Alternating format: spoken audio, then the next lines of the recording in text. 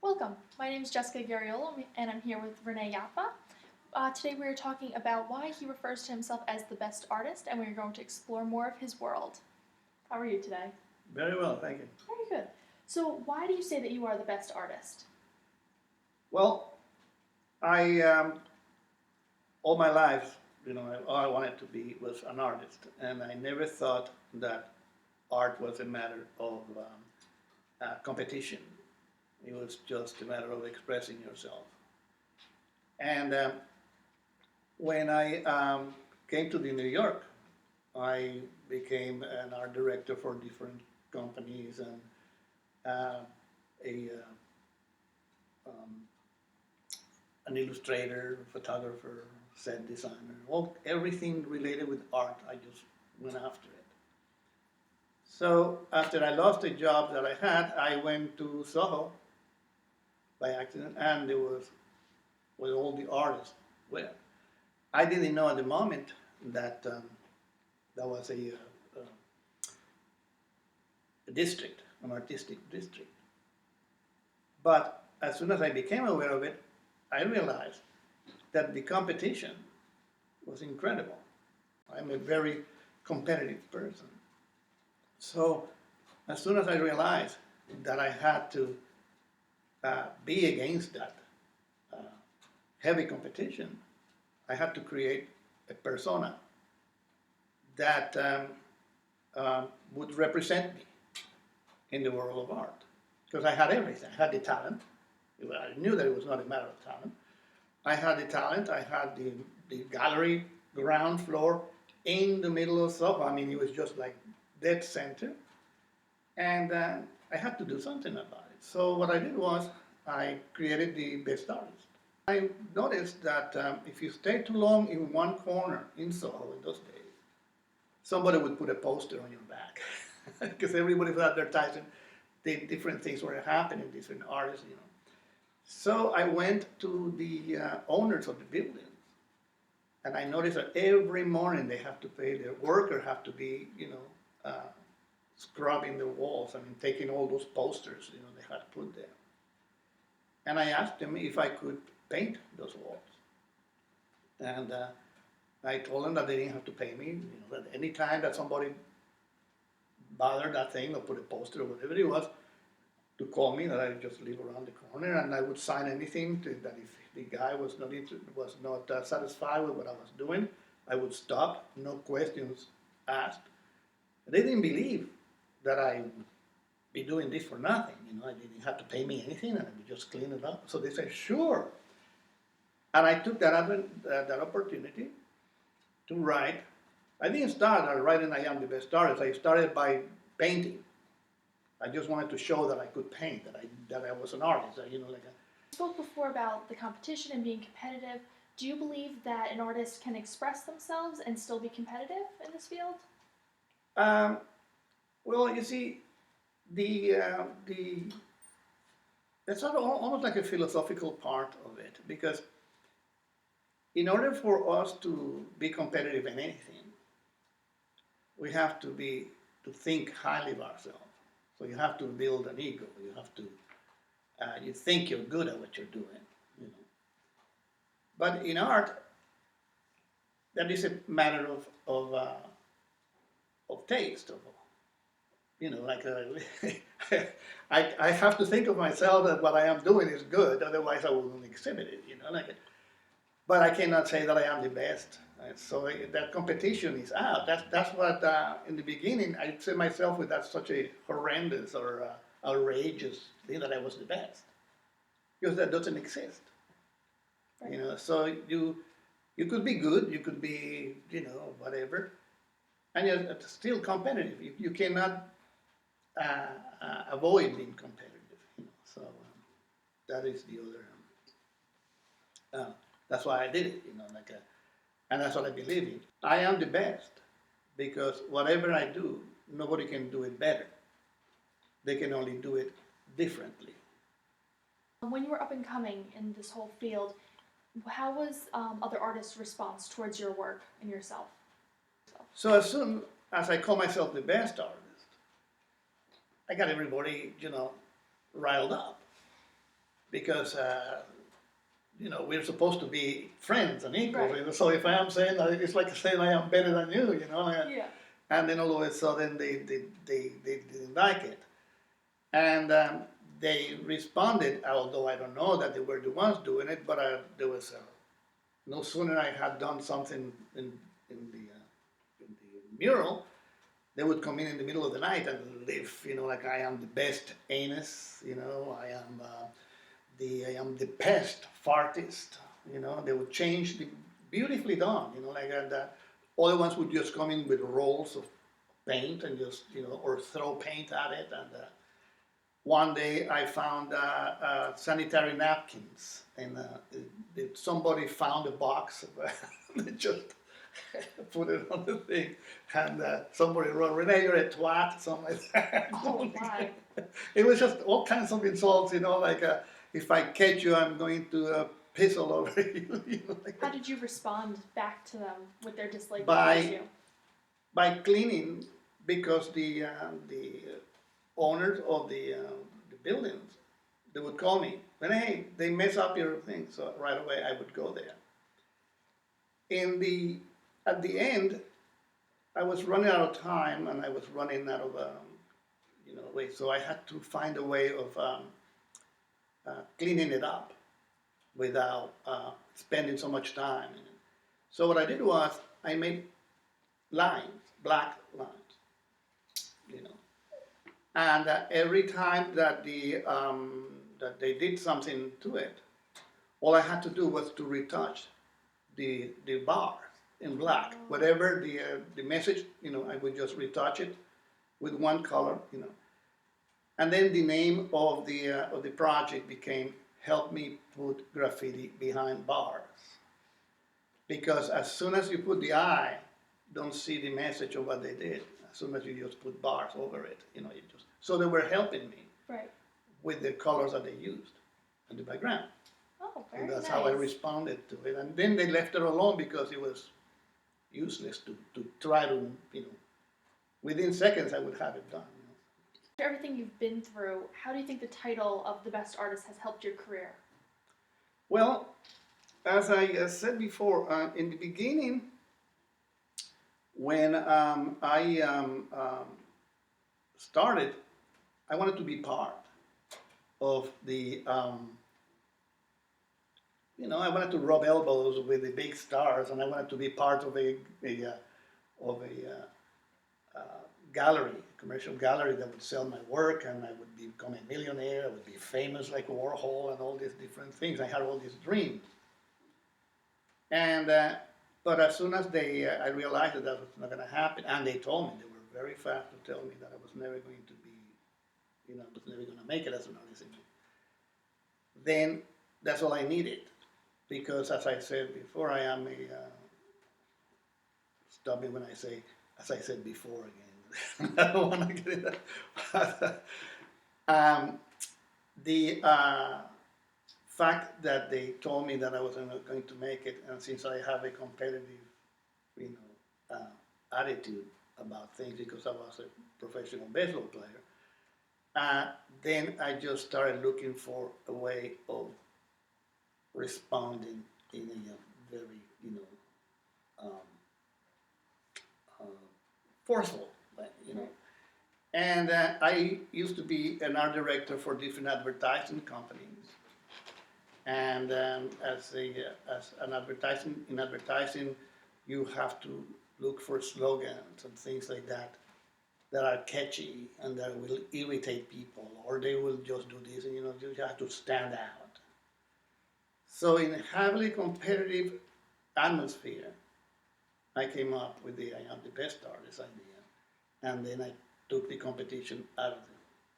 And in that sense, they helped me, because if they had accepted me, they would have destroyed me. That's how the art world destroy artists or anybody else. They absorb them.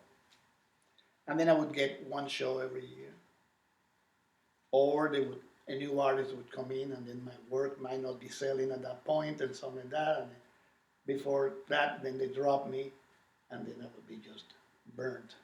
You're right. So if they hadn't been so forceful with you and brought that competitive side out in you, do you think you wouldn't have been as successful within yourself? No, because as I this is good. Um, if they had taken me under their wing, I would have a shelf life, like actors. I would I would become all hat. But because nobody knew who I was, all they saw was I am the best artist. Everybody wondered all the way up until today. I meet people. Oh, you were that? Oh man, I always wondered about you. Oh, and then they introduce me to somebody, and then they really appreciate that I was the sorry, the person who was doing that. But if they had known that I was the one doing it, I would be, just an old fogey now, Right. living in Brooklyn someplace. So if a large art gallery had approached you to have your work exhibited, would you have declined or accepted that? Oh, in a heartbeat, I would have just, boom, I would, hey, where do you want me? What do I have to say, but I didn't know, and most people don't know, that in order for you to belong to them, they mold you. Oh. From that moment on, you have to continue doing what you were doing because they are going to put you in women's wear daily, Victoria's Secret, every place, Popular Mechanic. You're going to be all over the place. So you become almost like a hamburger. You have Wendy's, you have Burger King, you have McDonald's. And if you like Burger King and you want to have a Burger King, you're not going to go to McDonald's. So they are all hamburgers and they are all good. Right. But it's a matter of taste, So some people like Picasso, like a Warhol, like this and that. So I would be just part of a stable, as they call it, stable of art. And within that confinement, I cannot call myself anymore the best artist.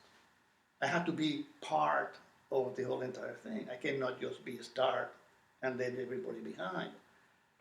So the idea of calling myself a best artist, it was just like an explosion. Who is this jerk?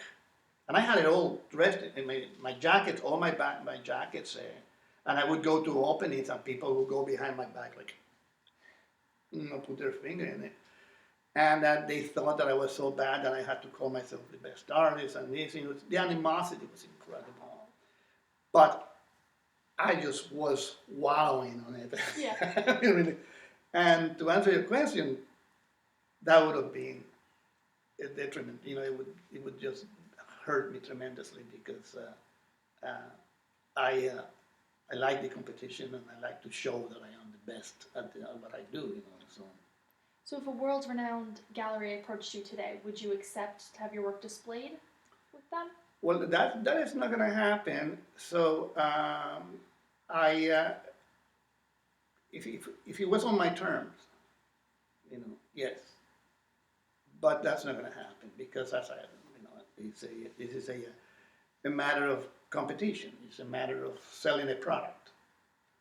They are always looking for somebody that's going to be more outrageous than the other person or something like that. And you have the Koons, Jeff Koons and Damien Hirst, the people that you wonder why would they be called an artist? Why are they? But that is the problem. That they can catapult you into the stratosphere as an artist, and then from that moment on, all you have to do is sign a piece of paper, and that's it. A dead dog, whatever, And they tell you, don't go here, don't talk to Rene, don't because they have to put you in a channel where whatever you're famous for is that what you're going to be continuing to do.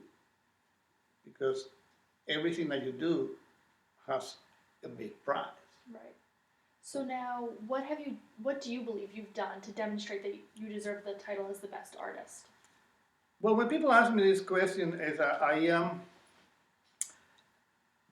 once I went to the Museum of Modern Art to see what was going on there, and and I saw a bunch of tools on the floor, and I thought it was some regular tool that somebody was going to come and pick it up later on. Somebody was working on something, and I walked right across it to see the other paintings and stuff that they had there, and an alarmed um, guard came over and said, "Excuse me, don't go through the exhibit." Don't go through. So all of a sudden, I realized that there was a tape on the floor that was, you know, dividing the location where it was. And I didn't think anything of it. I said, well, these things do happen. But another time, I went to see the museum, and there was this completely pristine white wall. And in the front of it, there was this fan that was dirty and greasy and all that, it just didn't belong there. But I saw the juxtaposition of the two things, something so clean with something so dirty, and I thought, wow, this is interesting. And he was a big fan. So I went to the garden and I said, excuse me, I don't see any plaque that says, who did this, or is this what is this here? And he said, oh, no, last night we painted this, this wall, and we didn't think it was going to be dry for today. So they put this big fan in front of it, but they're coming to pick it up soon. They're going to hang something there. So I was kind of disillusioned because, all of a sudden I found myself in a museum, and I don't know what is art or what is garbage or what is this, or what, just. But I saw on a wall in the wing after that an air vent that must have been about 12 feet tall and about 2.5 feet wide, made out of aluminum that was polished, nice because it's a museum. And it was flanked by other paintings and works of art by Louis Nevelson and Kleins and Rothko and all these different, megastars of the art world. And I said, wow, something came to me, and I just like Marcel Duchamp, who said, as you know, that any ordinary object can be elevated to be a work of art if some artist chooses it. And that gave me the idea of choosing that work of art. Saying that was a work of art. So I went to the main office and I got some maps to make an invitation. And I was an art director for different advertisers, so I knew how to do this invitation and create this thing. And that was the to tell people where to go when I made the invitation. And in the invitation, of course, I thank the Joan Moncada Foundation, which is my wife, and she for her generous grant for this exhibition, and the Museum of Modern Art for the installation of my work of art. Of course, some things are, and the cultural affair, the Office of the Cultural Affair had to recognize my work or recognize me as an artist in order for me to be able to live in Soho. If you were not an artist, you could not be live there. So they recognized me after the third time that I tried. The first 2 times I was rejected. So I thanked them, the Office of the Cultural Affair, New York Cultural Affair, for my recognizing me as an artist. And I invited everybody that I could find, and that same night, the night that I chose to have this opening was on a Thursday, which is the 5th day of the week, and I do everything on 5. And I called this piece the E, because it's the fifth letter of the alphabet, vent, the event. And then I called the event the vent elation, because everyone was elated to be there. And so I sent an invitation, and a lot of people came in. They all thought that I had made it, my friend, wow, Rene is in the Museum of Modern Art, like. So I remember a friend of mine, it's Al Goldstein, who in those days had a pornographic magazine, and he showed up, and everybody knew him, and he asked me, so where's your work? So I said, oh, then over here. And when he saw that was just he thought it was a prank, and he really was livid, So, but as soon as he saw all the other people with the camera taking pictures of me and all this, and then all of a sudden he changed it to make believe that he understood what was going on, because he didn't want to be left out in front of everybody. But it was very funny. I was surrounded by guards, because they were afraid that so many people that have congregated there, the people that I invited, and the people that went there, because the museum is free, so it was packed. And I, all of a sudden, realized that I became the only artist in the museum with a work of art in permanent exhibition. It could not be moved, it could not be sold, it could not be traded, it could not be covered, it could nothing. They have to leave it there as it was. And according to the 5 major theories in art, which I accept them as being true, the Dadas, the site-specific, which works of art that have intrinsically attached to a special part of the whatever is designated, that's what is site-specific. The conceptualist, which says that the concept is what is valid, not the object. The object is, second to the concept. The minimalist, who removed everything that has to do with craftsmanship and beauty and anything like that. They just they threw everything out, and they choose a rock to put it in a pedestal, not because it looked like anything else or because it's beautiful, just because it was a rock, and I like that rock, and I accept that too. And of course, the Dada, who were creating works of art, like poets were throwing pieces of words up in the air, and whatever the order that fell down, that was the poem.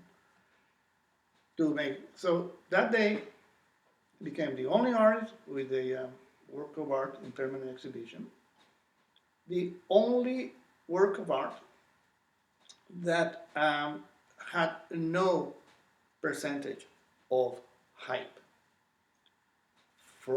because the media didn't know that. I didn't call anybody, I didn't ask for permission. Every work of art in that museum has to be subjected to a decision from the board of directors to be exhibited there or to be accepted by the museum to buy it or whatever, This one has 0. So I made that day the board of directors of the Museum of Modern Art impotent. I bypassed them completely. They had nothing to do with the exhibition. And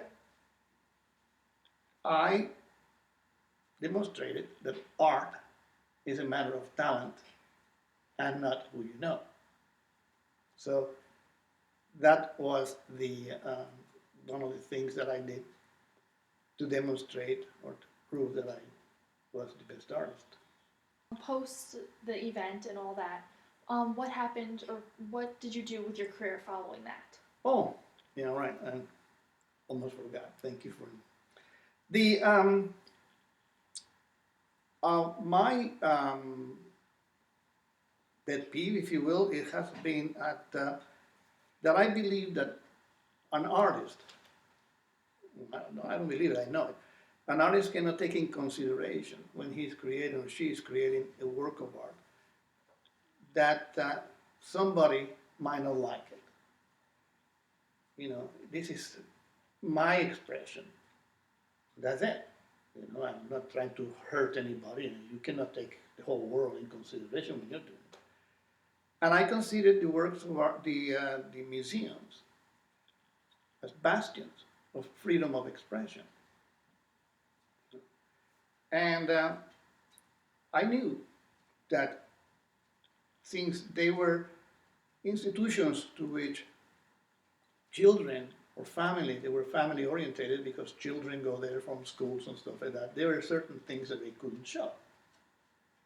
So that they have to obey by rules of censorship, you know, because children could see it. And so I decided to do something that the artists of the Renaissance couldn't do, because if you know the Renaissance, all the way up until the Renaissance, they had to abide by rules of the church. They couldn't have the angels. They have to, only kings and people. You know, they couldn't stray from that. They couldn't have a bum or some workers on on the fields or anything like that. And when they started doing that, they liberate themselves from that asphyxiating grip of the church and the kings. And so I thought of an idea after doing that of creating a some sort of a toga or like a priest outfit, and I put a cross with a vagina in the middle. That is I called sex and violence. And I was arrested before in New York City, before that, for exhibiting this in the street. I did it in front of the St. Patrick Cathedral, and the police came and they just arrested me, and I had to go to court and defend myself.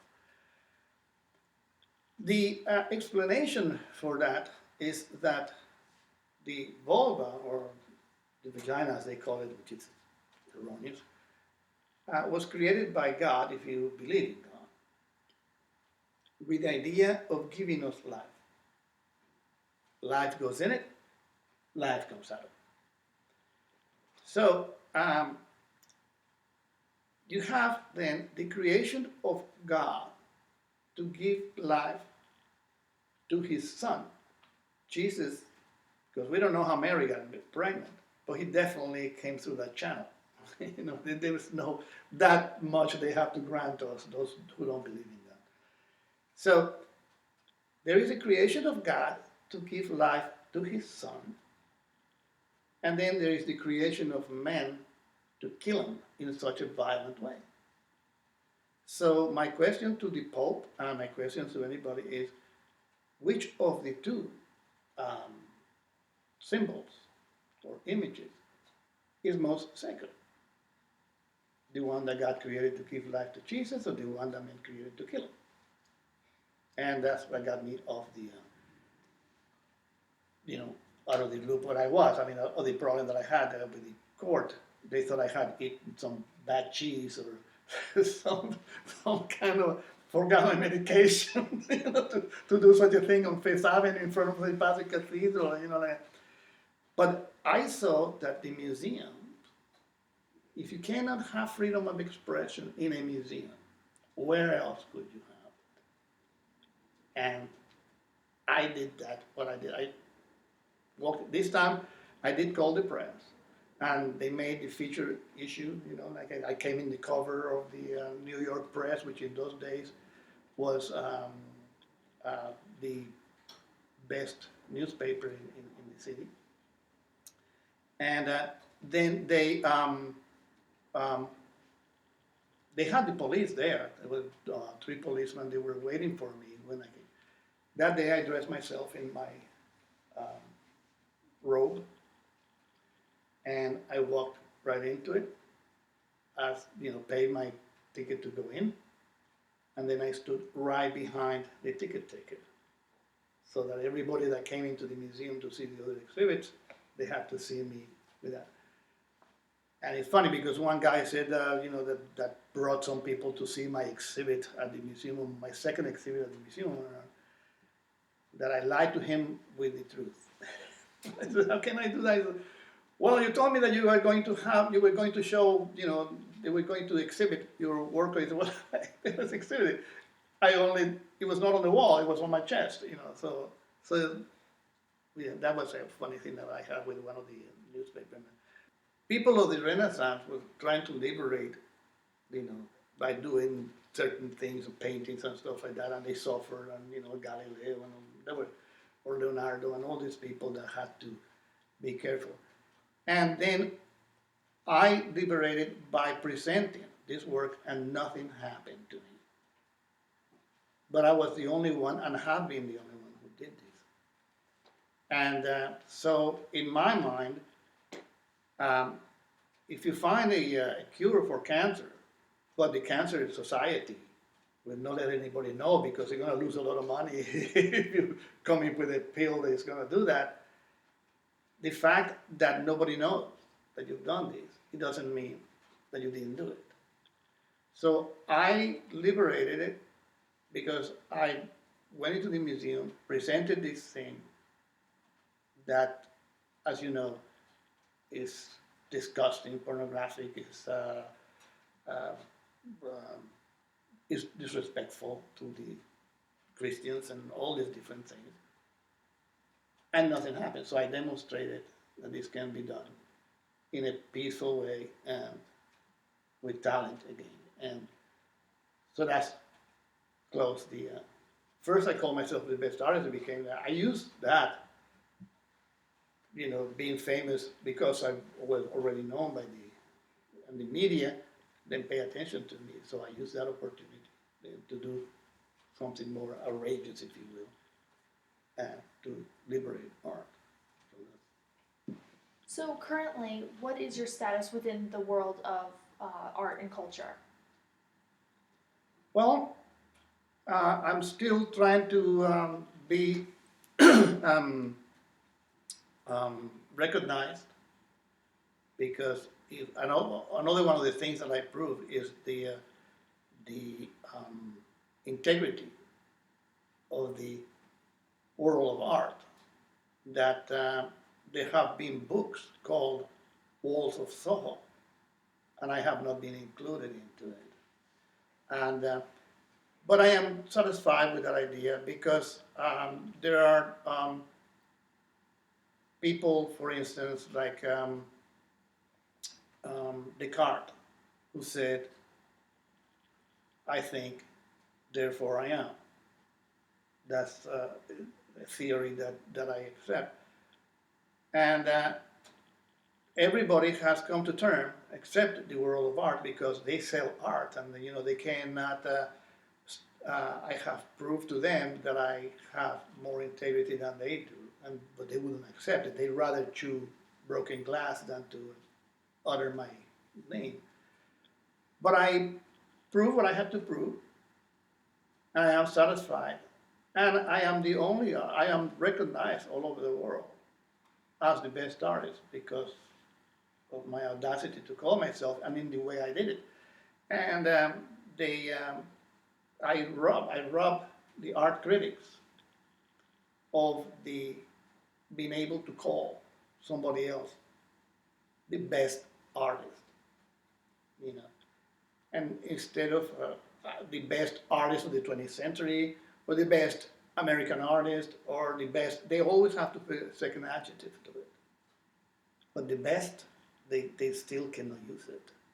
It's like Muhammad Ali is the greatest. I mean, he proved it in the ring that anybody that got in there, he was going to be beaten up, So, or the fastest gun who have killed everybody that dare, So, they have come to recognize, and I have talked to people, that this is a legitimate claim, and I'm satisfied with that. I am going to that, and the Schopenhauer said that what is modesty if not hypocritical humility by means by which a man living in a world swollen with envy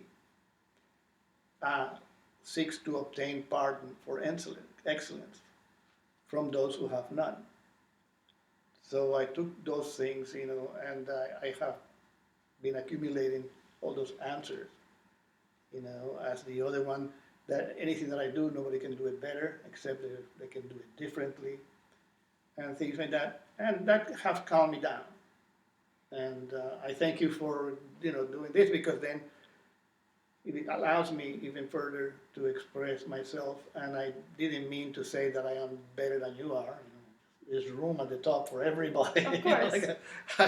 What do they want me to say, that I am mediocre, or how dare you tell me not to think so highly of myself, that kind of thing. So they have come to terms with the folly of trying to hate me, lose sleep, because I call myself the best artist, Right. So, as a matter of fact, I didn't have to prove anything, but I even gave them that what do you call that? I explained to them, just. Well, I appreciate you joining me today. Thank you so much for joining us today for this interview with the best artist.